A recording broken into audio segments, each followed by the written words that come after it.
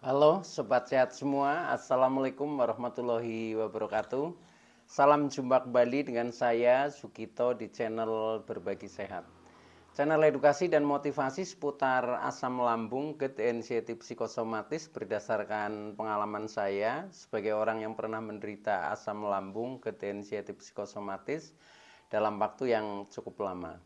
Dan alhamdulillah sekarang sudah sembuh. Harapan saya khususnya kepada teman-teman yang masih dalam penderitaan asam lambung, GERD, anxiety psikosomatis setelah menonton video ini akan dapat tersugesti dan termotivasi untuk dapat cepat sembuh.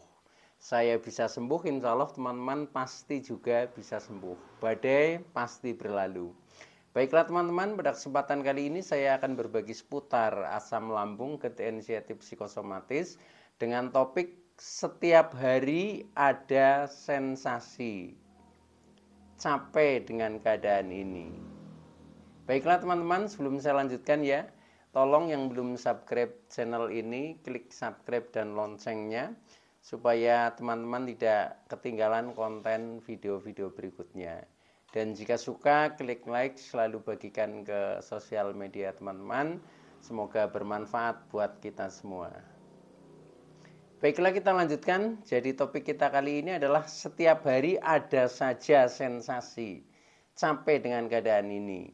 Ini juga sebagai jawaban ya atas pertanyaan subscriber setia dalam komennya ya. Sehingga yang masih merasa dalam keadaan seperti ini mudah-mudahan sedang atensi ya, sehingga bisa menjadi referensi buat kita bagaimana kita untuk mengambil solusinya. Nah, oleh karena itu tolong tonton video ini sampai dengan selesai sehingga menjadi utuh pemahaman kita ya. Maka kita akan mudah untuk keluar dari jeratan asam lambung, GERD, anxiety psikosomatis. Baiklah teman-teman, jadi setiap hari ada saja sensasi capek dengan keadaan ini. Nah ini kalau kita ikuti kata hati selalu seperti itu, maka kita akan menjadi putus asa ya. Nah oleh karena itu jangan sampai kita putus asa ya. Karena apa? Karena semua problema, semua rasa-rasa yang tidak enak itu pasti ada jalan keluarnya. Oleh karena itu saya perlu sharingkan kepada teman-teman, mudah-mudahan bisa membantu ya atau menemani teman-teman yang masih dalam penderitaan asam lambung, GERD, anxiety psikosomatis ini. Jadi yang namanya penderitaan asam lambung, GERD, anxiety psikosomatis itu memang seperti itu teman-teman ya. Jadi walaupun kita kadang sudah merasa enakan, kadang sudah sedikit membaik ya, tetapi itu sering tidak stabil ya. Artinya kalau kita rasa-rasa itu malah ya setiap hari ada saja sensasi sehingga kita sampai capek dengan keadaan ini itu. Nah itu sebenarnya wajar juga ya, karena apa? Karena dari 1001 rasa sensasi ketika itu masih ada sisa-sisa, katakanlah muncul sensasi satu atau dua, nah itu wajar ya. Dan bukan berarti orang yang sudah sembuh itu tidak merasakan sensasi ya. Yang sudah sembuh pun ya, sekalipun itu mengatakan sembuh total ya seperti yang saya rasakan, saya sudah bisa dibilang sembuh total karena saya sudah aktivitas normal ya, sudah kembali seperti semula ya. Nah tetapi yang namanya sensasi itu pun masih ada, cuma bedanya ketika kita belum sembuh total ya, atau ketika kita belum merasa sembuh. Nah ini sensasi itu sering tidak terkendali, justru semakin kita rasa itu semakin menjadi. Tetapi ketika kita sudah berani mengatakan saya sudah sembuh ya, nah itu ketika ada sensasi yang muncul ya, itu kita sudah bisa mengendalikan ya. Contohnya misalkan sensasi cemas, sensasi takut itu semua orang bahkan punya ya. yang tidak mengalami penderitaan anxiety psikosomatis pun mereka juga punya rasa cemas ya, mereka punya rasa takut itu. Dan itu memang alamiah seperti itu. Sehingga ketika kita itu masih merasakan kadang juga ada sensasi tentang cemas, tentang takut, ya itu wajar. Tetapi bagi kita yang sudah berani mengatakan sembuh, ini kita sadar, oh ini kita sedang cemas. Ketika cemas berarti saya harus bersikap seperti ini. Nah, maka itu akan terkendali, tidak akan berkelanjutan ya. Artinya sudah tidak no problem lah, walaupun itu ada sedikit kecemasan.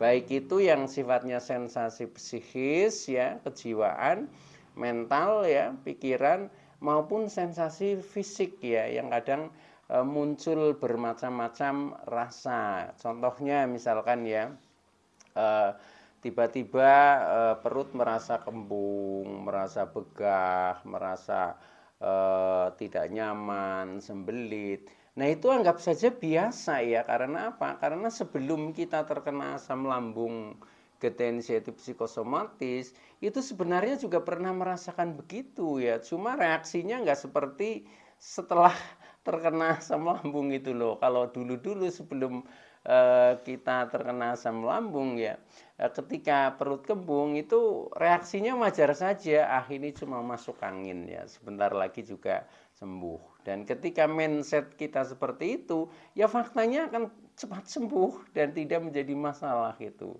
Nah, artinya apa? Artinya mindset itu sangat penting. Ketika mindset kita dengan ada sensasi muncul sedikit aja sudah tambah cemas, tambah takut. Nah, itu yang menjadi semakin menjadi teman-teman ya. Nah, contohnya misalkan ya, ketika kita sedang beraktivitas mungkin merasa keliengan, mata buram, telinga berdenging, kepala berat, itu sebenarnya juga biasa. Dulu ketika sebelum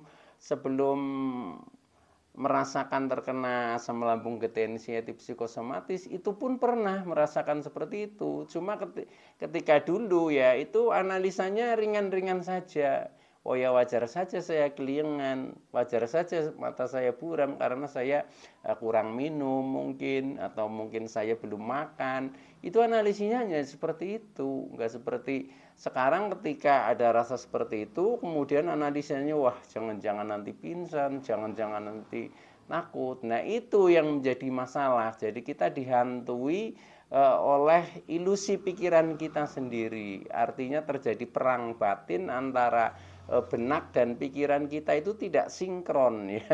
Nah, maka dari itu kita harus sadari, kita berusaha positive thinking ya. Nah, kita sinkron, klik ya antara pikiran dengan batin, tapi yang baik-baik, yang positif itu. Nah, maka ketika seperti itu, ketika muncul sensasi itu jadinya nggak masalah ya, bahkan akan cepat selesai ya, karena sensasi itu sifatnya hanya numpang lewat sebenarnya ya. Cuma kalau kita menanggapinya negatif, nah itu yang akan menjadi bertahan teman-teman. Termasuk ketika kita masih memiliki sensasi yang lain ya, contohnya misalkan di dada terasa nyeri, kadang ada rasa pegel-pegel ya, mungkin agak panas, nafas agak pendek, di dada mengganjal sampai tenggorokan juga mengganjal ya, mulut masih kadang merasa asam. Nah, itu tanggapi dengan wajar saja ya, itu biasalah, sensasi itu nanti akan numpang lewat. Nah, supaya tidak berkembang ya. Contoh lain lagi juga ada sensasi yang lain, misalkan kita masih merasa kadang lemes, gemeteran, cepat capek, ya itu sama, kita tanggapi dengan wajar-wajar saja ya, dan kita temukan mungkin penyebabnya itu penyebab-penyebab yang rasional, yang positif saja, sehingga nanti tidak berkembang di pikiran kita yang menjadi semakin takut, semakin cemas. Nah, akhirnya itu menjadi semakin menjadi itu. Nah, itu artinya kita selalu belajar sadar dan belajar mengendalikan diri, teman-teman. Kuncinya di situ ya. Itu.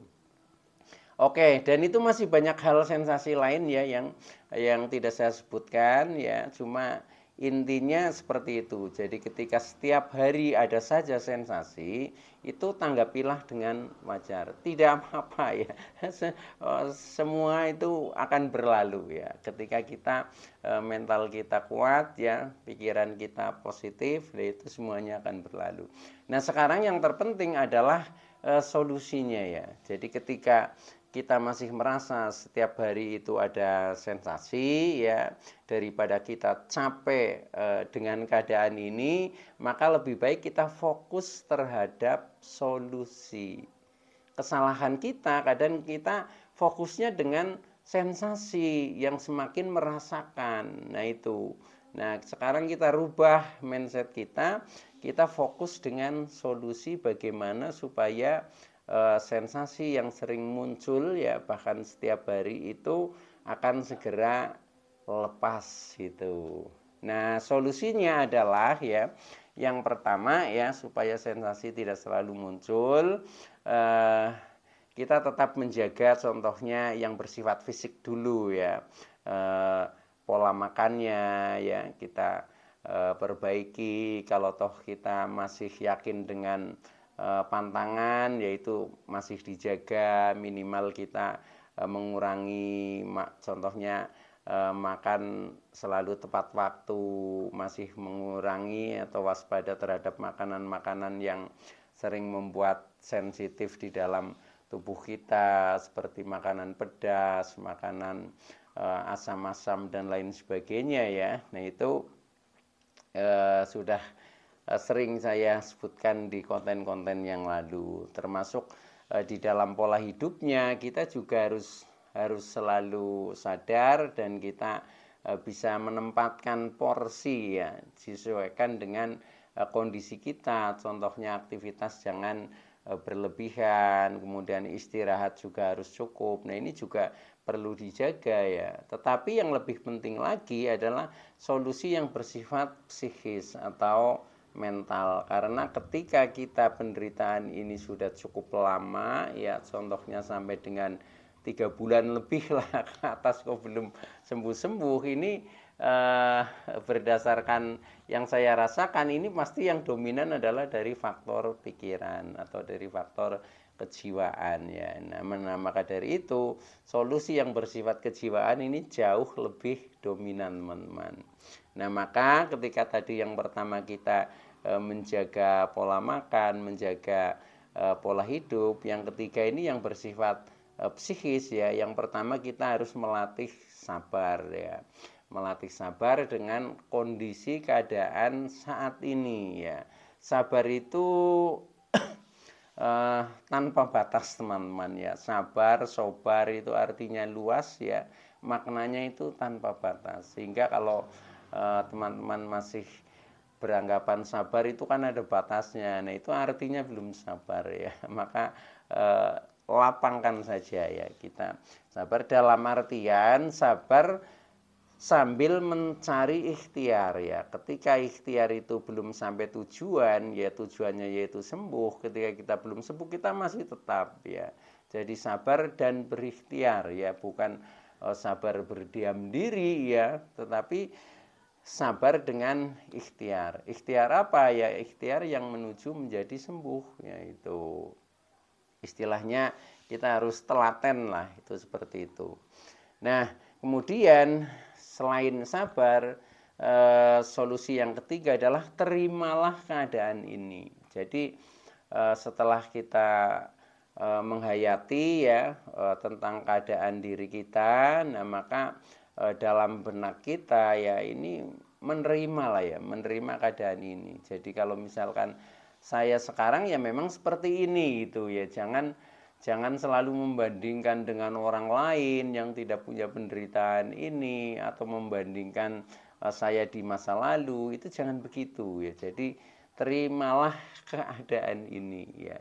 Itu. Jadi itu artinya mensyukuri apa adanya teman-teman ya. Itu. Nah, insya Allah dengan seperti itu nanti akan ketemu ya, akan ketemu sumber permasalahan, dan kita juga akan lebih cepat untuk mencari solusinya begitu.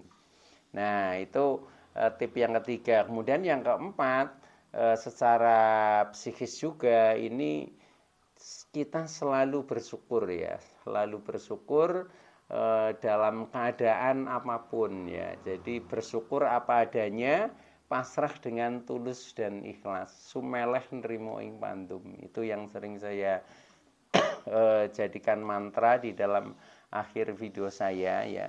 Nah, ini ternyata juga termasuk kunci penyembuhan asam lambung gejala inisiatif psikosomatis. Jadi kita selalu bersyukur apa adanya, pasrah dengan tulus dan ikhlas. Nah, syukur ini maknanya luas teman-teman ya.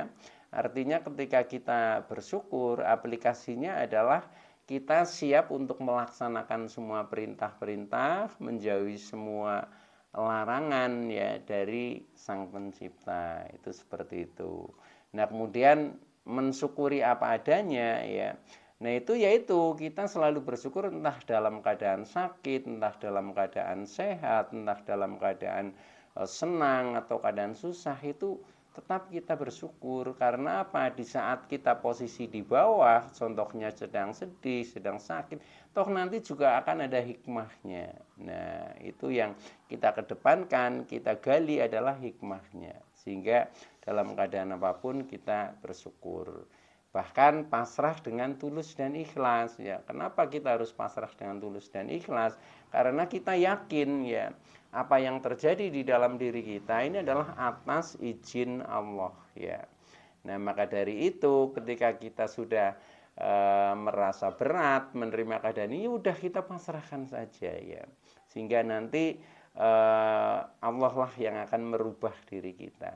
Nah, dengan keyakinan yang seyakin-yakinnya, maka hal itu nanti akan mempengaruhi mindset pikiran kita, sehingga kita yang tercermin adalah sesuai dengan batin kita. Ketika kita batin kita mohonnya untuk selalu sehat ya, maka ya, nanti akan menjadi sehat. Itu begitu teman-teman ya. Maka ini kita harus selalu bersyukur itu. Nah, kemudian yang terakhir ini ya, tip yang kelima, supaya sensasi itu tidak selalu muncul, atau walaupun muncul juga kita bisa mengatasi sendiri ya. Kita harus punya kiat ya, punya kiat yang kuat ya, dengan niat untuk bangkit dengan percaya diri. Atas izin Allah saya pasti bisa ya. Nah, dengan seperti itu maka ini sebagai support yang dalam diri kita yang selalu kita gelorakan ya, sehingga kita untuk melangkah berikhtiar ini menjadi semakin yakin. Dan kalau kita yakin, itu pasti nanti akan terrealisasi apa yang kita pikirkan. Ketika kita memikirkan untuk sembuh, untuk sehat, maka realisasinya juga akan menjadi sembuh dan sehat. Begitu teman-teman ya. Jadi kita yakin saja bahwa penderitaan asam lambung gejala inisiatif psikosomatis yang kita lalui ini adalah sebagai ujian ya, ujian hidup kita yang harus kita lalui untuk memberikan kesempatan kita berproses ya, berproses untuk menjadi lebih baik dan akhirnya menjadi lebih dewasa dan menjadi lebih bahagia. Itu begitu hakikatnya teman-teman. Oleh karena itu tetaplah kita bersyukur. Semoga teman-teman yang masih dalam penderitaan asam lambung gejala inisiatif psikosomatis akan segera sembuh. Oke, itu dulu yang bisa saya sampaikan. Kurang lebihnya mohon maaf ya. Tetap semangat ya. Saya Sugito dari channel Berbagi Sehat. Saya bisa sembuh, insya Allah teman-teman pasti juga bisa sembuh. Badai pasti berlalu. Oke, terima kasih. Wassalamualaikum warahmatullahi wabarakatuh.